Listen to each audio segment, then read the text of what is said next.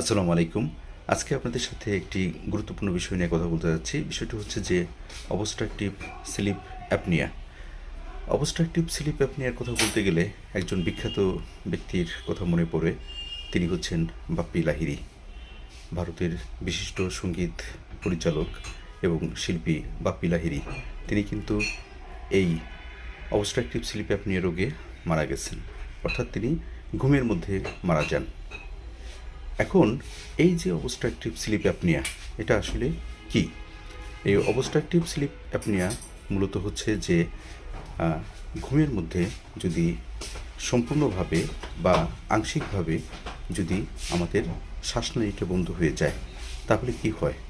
কিছু সময়ের জন্য হলেও আমাদের যে শ্বাস বন্ধ হয়ে যাওয়ার যে ব্যাপারটা, এটা ঘটে থাকে। অর্থাৎ কেউ কেউ দেখবেন যে কিছু সময় পরপরই রাত্রে ঘুমের মধ্যে হঠাৎ হঠাৎ চমকে উঠছে, জেগে উঠছে। এই যে হঠাৎ হঠাৎ চমকে ওঠা বা জেগে ওঠা, এই ব্যাপারটা বয়স্ক লোকের মধ্যে হতে পারে, আবার শিশুদের ক্ষেত্রেও কিন্তু এটা হতে পারে।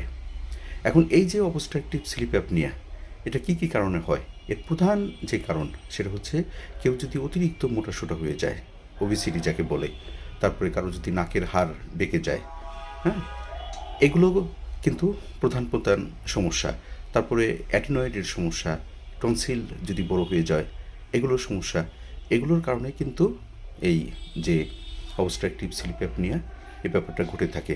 কেউ কেউ আবার অতিরিক্ত ধূমপান, অ্যালকোহল সেবন করে, তাদের ক্ষেত্রেও এটা হতে পারে। এখন এই অবস্ট্রাকটিভ স্লিপ অ্যাপনিয়া হলে যেটা হয়, আমি যেটা বললাম এর আগেই, যে তারা নাক ডাকবে, প্রচণ্ড নাক ডাকবে। আর পাশাপাশি যেটা হবে যে তাদের যেহেতু ঘুম হচ্ছে না, সারাটা দিন তাদের ভিতরে ঘুম ঘুম ভাব থাকবে, মাথা ব্যথা করবে। এবং এ ধরনের লোকদের কিন্তু একসময় মারাত্মক স্ট্রোকের ঝুঁকি আসতে পারে। তারপরে হার্ট অ্যাটাকের ঝুঁকি চলে আসতে পারে, ব্লাড প্রেশার বেড়ে যেতে পারে, ডায়াবেটিস বেড়ে যেতে পারে, এ ধরনের সমস্যা হয়ে যেতে পারে। এখন আমি যেটা বলতে চাচ্ছি যে পরিশেষে যে হোমিওপ্যাথিতে কিন্তু এই অবস্ট্রাকটিভ স্লিপ অ্যাপনিয়ার ভালো চিকিৎসা রয়েছে। অর্থাৎ হোমিওপ্যাথিতে কারণ অনুযায়ী চিকিৎসা করা হয়। তিনি কী সমস্যার কারণে এটা হচ্ছে, হ্যাঁ, বাচ্চাদের যদি অ্যাডিনয়েড বড় হয়ে যায় বা টনসিল বড় হয়ে যায়, সেটা যদি চিকিৎসা করা যায় তাহলে এই সমস্যার সমাধান সম্ভব। ওবেসিটি খুব মোটাসোটা যদি হয়ে যায়, সেটার যদি সমাধান করা যায় তাহলে এই সমস্যার সমাধান সম্ভব।